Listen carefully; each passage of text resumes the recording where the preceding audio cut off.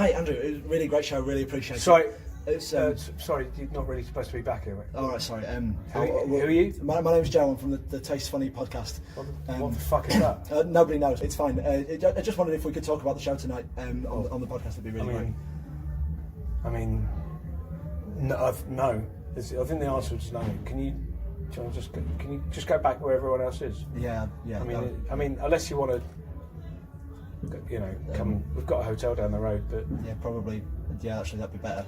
Because I'm like, if you wear this, yeah, then you can maybe. I don't know. All right, give me a minute, and I'll think about it. That'd be great. Yeah, that's better. Can you see? So look, have you ever seen one of these before? No, I've not. Have you ever seen one that big before? No. Have you ever seen the bolts that come out the side of it like that? I can't say that. No, that's actually quite frightening. Is it? Yeah. In a good way. In a good way. I mean, I do want to frighten you. Yeah. No, I'm into that. I'm not doing the podcast. No, that's fine. Taste Funny. Hello and welcome. Welcome to the podcast. Welcome way to. Oh, we're not doing the whole thing in pig Latin. Hello and hello hey and a welcome way. Ote, hete, aced, unife, oddcast pay. I was going to go with hello and welcome to the podcast that will not be blamed for nothing. Oh, that's better. Yeah, that's better. We won't. So your Johnny, this doesn't have a number because I'll probably it might not go out in the order that we're recording it. No, it'll come out whenever we feel like it. Whenever I get around to editing it, which is more likely. Welcome to our first live special. And don't worry, guys, you've not missed out on an event. Oh, it's not live in the respect that we are performing in front of anybody, because why nobody would pay for that. But we are going to see the Men That Will Not Be Blamed for Nothing. Yeah. Tonight. So we're going to have a little quick chat now about their previous output. And then we're going to have a little chat about the gig afterwards, I think. Yeah. Is that the plan? That's vaguely the plan. Okay, so bollocks with the preamble. We'll just crack straight on. Yeah. Save all preambling for the next. Yeah, for the next time we actually speak pod. properly. Yeah. Jingle. So who are the Men That Will Not Be Blamed for Nothing? The men that will not be blamed for nothing are an English steampunk-punk band. I guess they sort of started as a bit of a novelty joke act. A novelty joke. Not a joke act, but a novelty act. Let's say. Like it was basically they're very much just a group of friends having a laugh. And I mean, it helps that their guitarist is a comedian. Well, this is my introduction. We both separately recommended. I'm more into stand-up. Yeah. And so I separately recommended. Andrew O'Neill, who's the guitar player for the Men That Will Not Be Blamed for Nothing, I recommended his stand-up output to you separately from you. I recommended the Men That Will Not Be Blamed for Nothing. That's very true. Yeah, that did happen to me. So I listened to them and later found out that they were. It was the same guy, and it was a bit like, oh. That's, so that was a nice little bit of synchronicity there. It was exciting. So I think the first song you played to me of theirs was Brunel. I'm gonna open with. I feel like that's the. It was probably Goggles. It was either Goggles or Brunel. Because Brunel's on the second album. So we're gonna have a little. I think basically we're just gonna run through. We're not gonna do a full track by track. There's our crowd.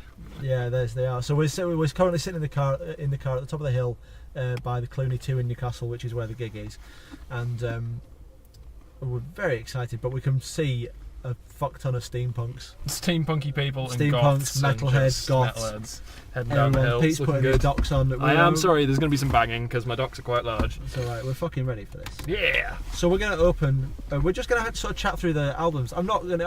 I'll play a couple of little clips. We'll have a bit. But we've not prepared a huge deal for this. I think a bit of I don't know, Charlie, or actually, can we just have the entirety of Victorian Grindcore?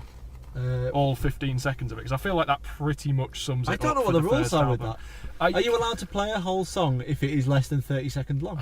What's the rules? I don't know. Just stick it. I'm pretty sure they would be chill about it. I'd be fairly surprised if anybody hears this. Yeah, I'd be fairly surprised if Andrew O'Neill heard this and then was offended that we'd put in an entire 15 seconds of his work. Okay, this is Victorian Grindcore then. Just it. That sums it up. That's perfect. So that's the sort of thing we're talking about.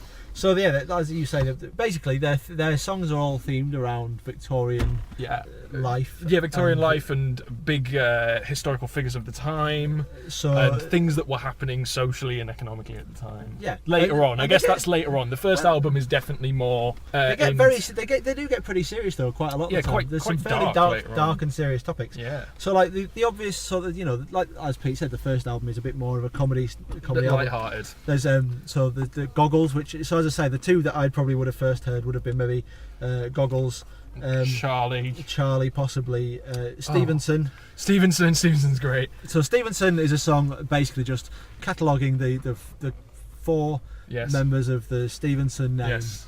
Who existed in the Victorian era and who are difficult to remember the names of. Yeah, and you know, basically, it just goes on. This is Mr. Stevenson. Two engineers, one of whom brother and son. Yeah, both father and son. No, there's three of them are engineers. Two of the engineers are both called Robert. Yes, and then obviously there's the author Robert Lewis, who wrote A Christmas Carol, the Muppets Christmas Carol. And there's Carol. George Stevenson. It's a very helpful song, if anything, Stevenson. I remember Andrew O'Neill saying, "I'm never fucking playing that song again live," so I don't expect to hear that this evening.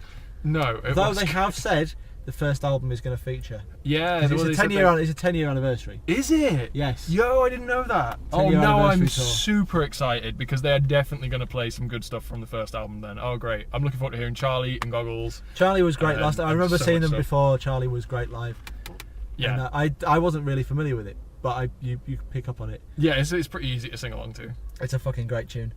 Charlie being the song about Darwin and the threats and abuse he faced following his release of The Theory of Evolution. And it's pretty funny. And Goggles is the one about fancying women who are into mechanics and that. Yeah, dirty women who can strip engines and don't care if their fingernails are nice. And yeah, it's lovely. Fart and fucking smoke and all the good things in life. So yeah. Are any others you particularly want to highlight off this album? Off the first album?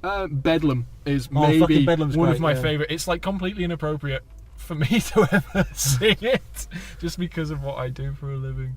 But arguably it's the theme tune to your work. Arguably it's the theme tune to my life, yeah. Also, I just really like the whole idea of the song being that one character is suggesting that what they should do with their evening is bribe a guard at the local asylum and go poke lunatics and try not to get bitten, while the other gentleman suggests all the wonderful things that there are to do out in London City in the Victorian times, like, you know, going to see a big steamship or going to the World Fair and all the other stuff that you could have gone and done. Oh, go East End whores.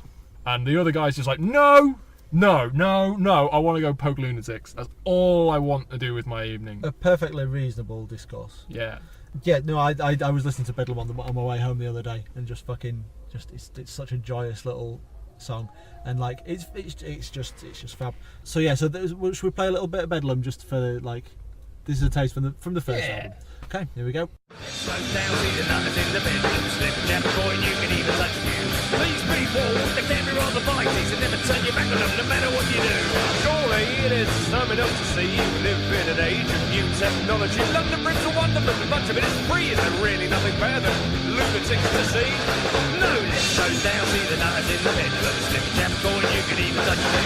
But these people, they can be rather bitey, so never turn your back on them, no matter what you do. We can take the ladies for a promenade. Joyfully ludicrous. Wonderfully wonderful. Wonderful. Oh, just lovely. Jingle! Album number 2. This may not be... No, hang on. This is going to take me a while. This may be the reason why the men that will not be blamed for nothing cannot be killed with conventional weapons. Yes. Might be by conventional weapons, but I'm not saying by conventional weaponry. This is another lovely album. The first album's very funny, and it was obviously they were trying to be funny, and the second album they're still trying to be funny, but it's just not as funny. I like Victoria's Secret's cracking about the one keeping Albert alive as a zombie. Yeah, that's a lovely tune. The obvious standout track is Brunel. Brunel is maybe my favourite song they've ever written. I would argue their best song. I just like shouting, "Up popped a man in a stovepipe hat, says I'll build you a X thing over that." Well, should we have a little bit of that? Let's because this is clearly going to be the clip we play now. Here's Brunel. Standing in the Thames, rather eyed, wondering how to get to the other side. But up pops a bloke with a stovepipe hat. I'll do your tunnel under that. I looked him up and down and then replied, yeah, a lot of men tried, a lot of men died. I'm not a lot of men. So he built me a tunnel and he built it well. He was Isambard Kingdom, Brunel. He built me a tunnel and he built it well. Isambard Kingdom, Brunel. Isambard Kingdom, Brunel. Isambard Kingdom, Brunel. Isambard Kingdom. Fab. You'll never find a better song than that. No, I reckon it's in the top proper 5 good. songs. Ever. Yeah. Yeah. No, top 5 songs. Yeah, Yeah, all ever. songs. You don't. They just aren't enough songs about Isambard Kingdom Brunel. They just aren't. It's That's it's very an undeniable fact. Are there any others that stand out on this album for you? Free Spirit's pretty good. She's a free spirit. She's a free spirit. You can put her in a grave, but you won't keep her in it. Yeah. I mean, I like that sort of thing. Then we will move straight on. Jingle. Not your typical Victorians. Third album. I think I'm going to recant a little because I think after looking through the track listing from the second album, I think there's probably more I enjoy on this album. Okay. Because just going from the top, I really enjoy Clean Sweep. Clean Sweep. This House Is Not Haunted is a real grower because I hated it when I first heard it, but then I heard it live and now I actually kind of like it on record. Yeah, they had a wonderful moment with. I feel awful because I don't know any of their names apart from Andrew O'Neill. But that's only because I know his other output. Yeah. Anyway. But there was a lovely where the singer was playing a singing saw. Yes. And I've never seen that before performed live, and it was fucking gorgeous. It was cool. It was absolutely wonderful. I can't wait. I hope that's in there tonight. Straight away, Vive la Difference Engine. That's a cracking tune. A great one. Do you know what his idea is? Minor is a great one. I'm in Love with Mary Lloyd is a great tune. I'm not a fan, but Okay. yes, it is. Third Class pretty Coffin. good. Third Class Coffin's great. Yeah. Do you know what it is? Yeah. Yeah, I think you're right. I think there's more. Like, I think there's more on this album that I like Than than on the the second second album. Yeah. okay. Even fair though this album is, in tone, very different. It's like you said. I think you mentioned that it was a lot more serious. It's less funny. Like they're not trying to be funny, but it is darker. It's a lot darker. it's darker. The songs are arguably better, but they're just the tone is not the tone that I fell in love with them for. Yeah. But it's still a good album. What are we playing from this one? Do you reckon? Ooh. For me, it's between Difference Engine and Minor. Yeah, that would be Minor? one of those. Minor, yeah. We'll go with Minor. Here's a bit of Minor. This is a man. The man is a miner. Mining for coal. Deep under the ground. This is a man. The man is a miner. Mining for coal. Deep under the ground. And the coal feeds the furnace is the boiler makes steam, the steam drives the piston drives the pump pumps the water so the man can mine coal deeper underground. Beautiful, absolutely gorgeous, and obviously we'll strike a note with. Have you played it to your dad? No, I've never played it to my dad. You should. I should, yeah. Do you think I don't is think- no, your I dad don't going to die of silicosis? Is that likely? No. We're all gonna die of silicosis. Jingle. Jingle. Fourth album number 4, the most recent one, and the one that they never toured this specifically. This one came out earlier last year, Yeah. and they've never toured this one specifically. I imagine I'm that's assuming, part hoping, of tonight's show. I'm hoping that this is featured because I love this album. This is, I think, my second favourite. Yeah, I mean, I'm I still think this is. taking some time to warm up to it, but it's definitely a good album. Well, you've only recently heard it, haven't you? Yeah, I've only. For me, this is the album they wanted to make with album number 3, with it where it flows more as an album. It's more of a solid punk album. It's still taking themselves more seriously, but the humour's back in there. Yeah. It's a really lovely album. A big obscene fucking machine, fucking great. That's a Baby great Farmer, song. great. Supply and Demand, great. There She Glows, There She Glows is my favourite. which is about Marie Curie. And God Is in the Bottom Line is my second favourite. oh Children with No yeah, Fingers. no, that's great. It's fucking great. It just gets so intense towards the end. It's just because like the beginning. The reason it's like one of my favorites is just it paints the mental image not just lyrically but with the music. Like when he's talking about like the craziness of being underneath a loom and trying to catch the bobbins and trying to fix this machine as it's snapping and whatever else in front of you. And Well, it will literally rip your limbs off if you're not careful. Well, that's how my wife's dad lost her arm. yeah. Lost his arm rather. Really? It was when he was about 16. He worked in a factory, Yeah. and he had his arm ripped off by a machine. Yeah. I think the story has become that it's a sausage machine, Not I a don't- loom. Not a loom. He's not that old. No. And I think that's partially because it's funnier if it's a sausage machine because they might have still sold the sausages. Yeah. I don't know if that's true, but it's certainly not unbelievable. I think this for me this album is one after the other, just stone cold, absolutely great punk songs. Some of which are a bit more serious, some of which A bit silly. and Yeah, some like- very like- silly serious songs. Yeah, I mean, like, Obscene Fucking Machine is just is very silly. Utterly joyous. Yeah. Perfect. Men that will not be blamed. Supply and demand. We didn't even mention supply and demand. We were just singing along to that 2 minutes ago. Yeah. Really enjoying and ourselves. that's the one about your grave robbers like Burke and Hare in Scottish Scottish medical schools stealing bodies And which one was it? Baby Farmer I Love, which is are you familiar with the process? I mean, it's not really a thing now, No, but basically no. what it is that people who the shame of having a baby out of wedlock, they would sell their babies to a person who would be paid to take on the baby, but then the person would just chuck it in the Thames. And it was quite it's about I can't remember the name of the person. It's about a specific person. There was someone who was caught doing it. Oh. But I think it was not an uncommon practice where it would be that the person would, like whoever had the baby, the biological parent would say, "Oh, will you take my baby off?" Like the Thénardiers in Les Miserables. That's a little reference there Les for Miserables fan, I'm afraid. That is. Les Miserables. What do you want to play from this? I mean, my vote goes to There She Glows. Okay. Because I can't really argue with that chorus just makes me laugh out loud every time. Here's an opportunity for everybody to laugh out loud. Yeah. Here's There She Glows. This is a man. The man is a miner. Mining for coal. Deep under the ground. This is a man. The man is a miner. Mining for coal. Deep under the ground. And the coal feeds the furnace is the boiler makes steam, the steam drives the piston drives the pump pumps the water so the man can mine coal deeper underground. It's beautiful. It's lovely. It's such a great song. And they really nail it down. Because I don't know how many people know about Marie Curie. Obviously, everybody goes, "Oh, Marie Curie, she discovered radiation." But what they don't tell you then is, she also used to brush her teeth with radioactive material, and she wore a pendant of radioactive material. There's a reason that you mostly see her name involving cancer. Radioactive material. There is a reason you only ever see her name on the cancer charity shop. Oh yeah. There's a very good reason. Yeah, she straight up murdered herself with her own discovery, which is so fucking hardcore, fucking tragic. Yeah. So I think that's all we need to chat about now. We'll chat to you again post gig. Yep. Jingle. Well, that was fucking great. Yeah, it was really good. That was a fucking excellent. I mean, it was really rowdy. It was really fun. So much fun. I'm fucking exhausted. Just before we get, because obviously the support act starts the gig. So we've got to start by talking about Louise Distras. Yes, let us talk about Louise Distras. She's a Wakefield girl, which is a big start. A big, That's for us. That's that's easy points. So that always helped, and a voice that could fucking, what was it you said? Level buildings. She could win at Jenga by shouting. Oh god, yeah. Or lose at Jenga. Lose at Jenga. I've misunderstood Jenga. Confused the rules of Jenga once again. Oh, fuck's sake, this happens every time. She was just amazing. The recordings that I've listened to of her, and I got the feeling from the recordings that seeing her live would be better, because the recordings are great, but her voice has so much power to it.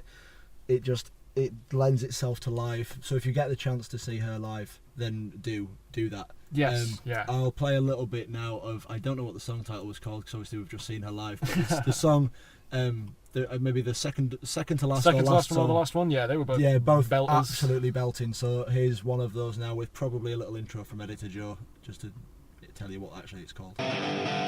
It's called The Hand You Hold. Never let the hand you hold you down. Never let the hand you hold you down. Never let the hand you hold you down. Never let the hand you hold you down. And who are you to say that we should look this way? And if they don't understand that we won't follow their commands, 'cause what we look. Fuck, it's so good. She's so good, man. She's just got such a nice stripped back little set, 'cause it's just her and an acoustic guitar, and yet it's got all the bollocks it needs. Yeah, it's got everything it needs, and she really, almost instantly, second song, she was getting audience participation going, which is a warm-up act, is if you can get the audience going by your second It's a bold song. move, isn't it? Because if that doesn't work, you look like an arsehole. But people went with it because I think also had that power. it's just she's a very powerful singer, and also just because it's just her on stage as well. It's like it's more intimate. It's not as you feel more willing to get involved with one person with a guitar than you do getting involved with an entire band. I think. Maybe. I think Maybe it's that's easier true. to slip in. Maybe that's true. But You feel there's a very one-on-one-ness. yeah. But no, I would say if you're a fan of, to be fair, any singer-songwriter who deals with leftist ideology. Yeah. So you look in your Billy Braggs, Grace Petrie, Frank Turner, Woody Guthrie. It's so good. But just look her up. It would be for your benefit. Yes, absolutely. That would be fab. And then super cool. Yeah, and then let's talk about the men. All right, let's talk about some men. Oh no, not some men. The men. The men. The men. So we've now learned all their names now as well. All right, anyway, I don't know about you. So there's Andrew O'Neill, who we are familiar with. Yes. Well, so you might be able to hear the metro running overhead there, because we're trolls and we're under a bridge. So there's Andrew O'Neill, whose comedy is excellent, and whose guitar playing is equally excellent. And then there's the Windscreen Wipers, who. I don't know what's happening. My car's decided. Is that your car just reminding you that it does automatically do it if it's dirty and there is a bird on my car. So there's a bird on your car? No, beard poop. Oh, bird anyway, poop. Right. Yeah. Sorry. And then Andy Hines, they're sort of joint frontman, really, aren't they? They're very performative. Well, it's technically a three-way fronting. Yeah. Well, Mark, the bass player, who's very sexy. I find him very sexy. I find the three frontmen very sexy. Yeah. All three of them. Yeah. Definitely. But they're very actually. Yeah. Now that you mention it, they are a group of weirdly very. attractive men. And then Jez, the drummer, who for me looks like Melvin from NoFX. And every time I look at him, I think that's definitely Melvin from NoFX. This is what he's doing on the side, definitely. Yeah.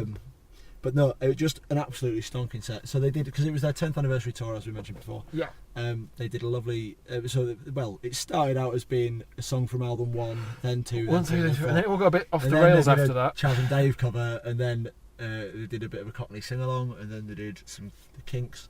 Yeah. And then their encore was all stuff from the first album, which was fucking wonderful. Yeah, it's just all the bounciest songs, all of the stuff that makes you want to pogo and bang your head and shout and sing and scream, which we did. And they played Stevenson, and they did the whole Vivenson bit, and it was nice that when the audience joined in, you could still hear the V as everyone's "Whoa, Mr. Vivenson!" It's just wonderful. So, but yeah, just. What I like now is that there is actually, because that was the last night of the tour. Yeah. Which is I always love catching people on the last night of the tour. It's always a wild one on the last night. Right? They're like cutting loose. Yeah, very disappointed we can't go out drinking with them now. But, but you know, it needs must. We have responsibilities. Well, you don't. But your dog's going to die if you don't go home. Yeah, if I don't go home, my dog will be sad. Yeah, that's true. Yeah, sad. Plus, sad I first drove then. here and I don't want to sleep in my car. No, that's fair. But there's no pressure with this to get it out now, because the next time they're touring. It's like a year from now. Yeah, ages probably. I'm sure it's a couple of years since the last time we saw them. Feels like it. Maybe. But yeah, do yourselves a favour. Look up The Men That Will Not Be Blamed for Nothing. Yeah, well, listen to the first album and then continue onwards from there. Yeah, because they're all yeah. absolute stonkers. Obviously, everybody has their favourites. First album. All the bounciest songs ended up on the That's first true. album. There's some heavy songs on the later albums, but they're not bouncy. No. They're heavy. And nothing wrong with that. And a lovely little, just a little shout out for the singing saw, because fuck me, I love that. Oh yeah. I love that noise. I'm going to buy a violin just so I can get the bow. So I can learn to play the You singing could just saw. buy the bow. No, I'd quite like a violin. Plus, I'm as well. pretty sure it's a specialist saw. Do you reckon? Yeah, absolutely. Do you really reckon? 100%. Though? It can't have been to begin with, though, can it? No, in the olden days. Like but in then the again, older when people started. In the olden doing days, people didn't get their saws from B&Q. They were sort of roughly hewn from slabs of metal and. That seems like it'd be less musical. Yeah, but you've got more variety and shape. Anyway, the point being. I'm gonna look it up. You should. The point being. Editor Joe, does singing saws have to on. be specially made? Yeah, tell us, Joe. Editor Joe. Editor Joe. It is. It's a regular saw, Pete. Sorry to tell you. Although special musical saws do exist.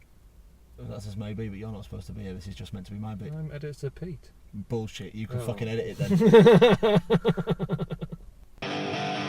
Huh. Interesting. Or not. Well, it'll be interesting either way. Truth. Just whether or not I am correct. The point being, I like the idea that you're not. I like the idea that it's not, so that if your saw breaks, you could just fuck away off to B&Q and get it.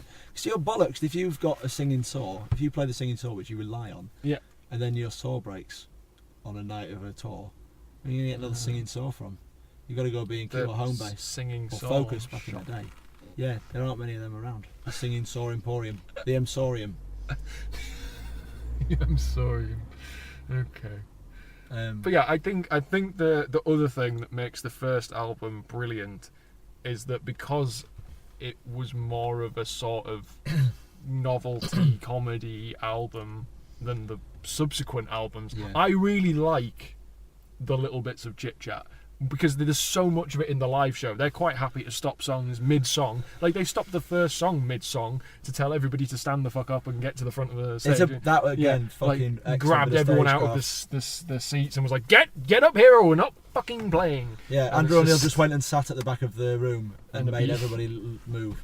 Yeah, he did, yeah. Made everyone quite So uncomfortable. they were keen to stress that if you were not physically able to do so, that was fine. Yes. Yeah, Um, yeah. And some very impassioned speaking as well from Mr. O'Neill, who I always tend to agree with.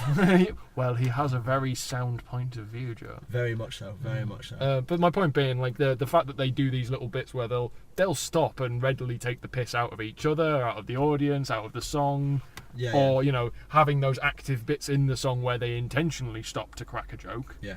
I always really liked that.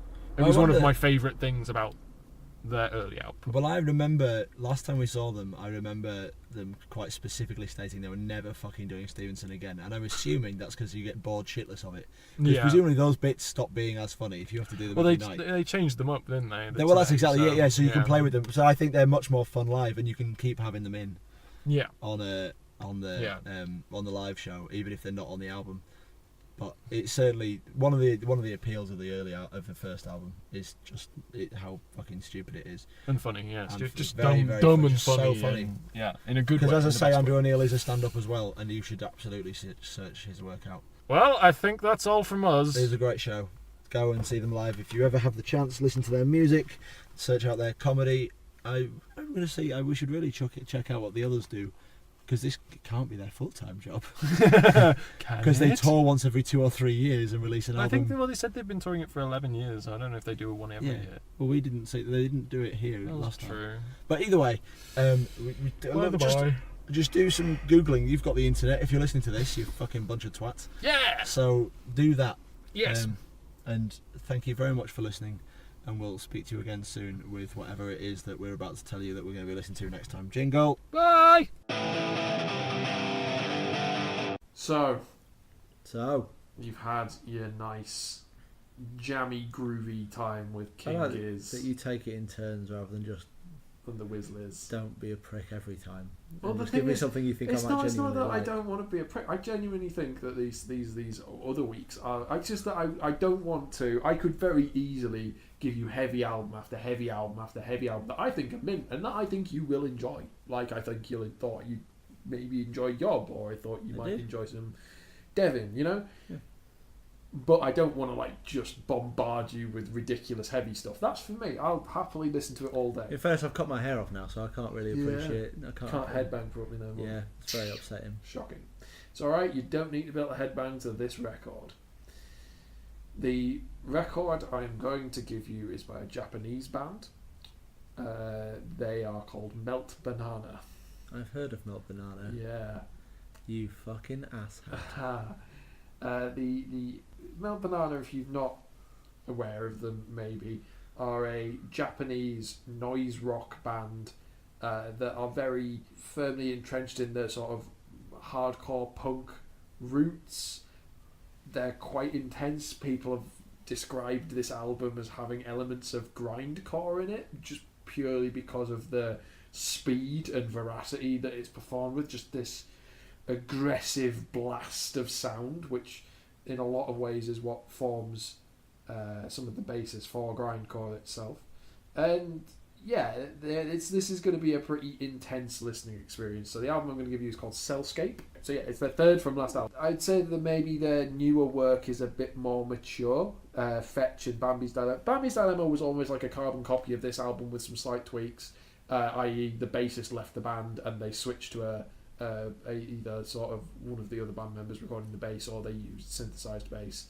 And the same is true on the last album, Fetch. I actually really enjoy Fetch. I think Fetch is great. I think you'd enjoy Fetch maybe more than you'd enjoy Cellscape. But I'm picking Cellscape because it's because they still have the original bassist on Cellscape. And for me, the bass lines on these songs are some of the best bits. They are really, and I think you'll love it because they're really rancid.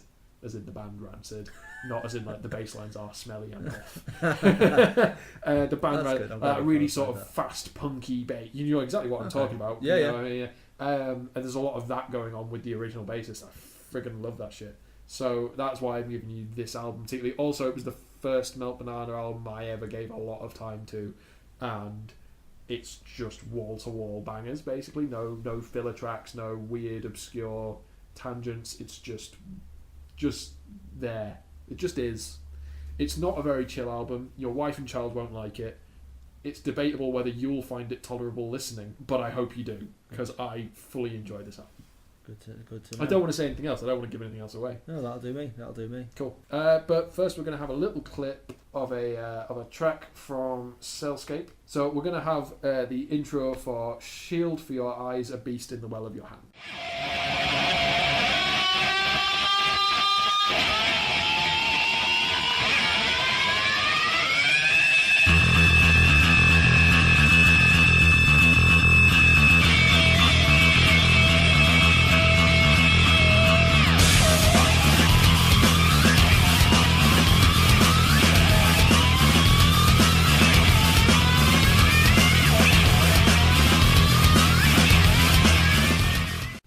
This is an addendum to this I want in, by the way. The reason I've chosen to give you this is because I think this is one of the heaviest albums. There's definitely others that are more maybe comparable, but this is definitely one of the heaviest albums I own that isn't a metal album, because this is in no way a metal album. This is a noise rock and hardcore punk album. And it's still probably as difficult to listen to as Cattle Decapitation for most people. And I think that's really interesting, because people go, oh, metal, hardcore punk. Less so. Yeah. But still. Yeah. Anyway, I just think I thought it would be interesting to give you a really, really fucking heavy album that wasn't a metal album for once. Okay. So there you go. That's what you got. I was going to say I look forward to that, but Christ knows. I'll get back to you in the future. Thanks everyone for listening, and we'll speak to you next time. Yeah. Cheers. Bye. Bye. Today's Funny podcast was presented and devised by Peter McHugh and Joe McLachlan. Music was by The X-Towels.